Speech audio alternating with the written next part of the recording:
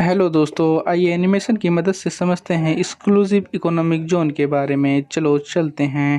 पहले ये line 6 kilometre तक होती थी जो कैनन के बुलेट के रीच तक होती थी, लेकिन 1982 में United Nation Convention of Law of Seas के अकॉर्डिंग बाउंड्री को 3 हिस्सों में बांट दिया गया: territorial sea, contiguous zone, exclusive economic zone. और इन सभी जोन्स को डिमार्केट किया जाता है किसी भी कंट्री की सी बेस लाइन से। किसी भी कंट्री की सी बेस लाइन उस एरिया को माना जाता है जहां पर लोएस्ट टाइड आती है, क्योंकि इसी पॉइंट से ही मेरीटाइम जोन को मेजर किया जाता है। इस लाइन से 12 नॉटिकल माइल्स दूर यानी कि 22 किलोमीटर के एरिया को टेरिटोरियल वाटर बोला जाता है।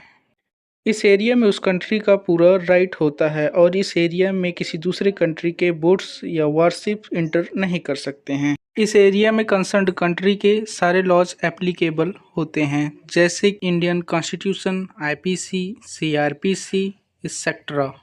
यानी कि लीगल तरीके से यह 12 नॉटिकल माइल का एरिया लैंड का ही एक्सपेंशन है। अगर दूसरे देश की नोबल शिप्स, वारशिप्स इस एरिया में एंटर करती हैं तो इसे वॉर ऑफ डिक्रेशन माना जाएगा।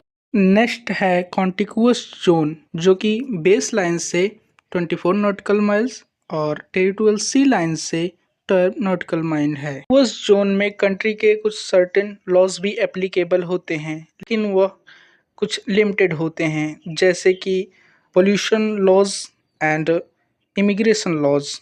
कंटिग्यूअस जोन में कंट्री के कुछ लॉज जैसे कि environmental laws, immigration laws, custom laws, taxation laws, ये सारे लॉज एप्लीकेबल होते हैं। एंड थर्ड है एक्सक्लूसिव इकोनॉमिक जोन।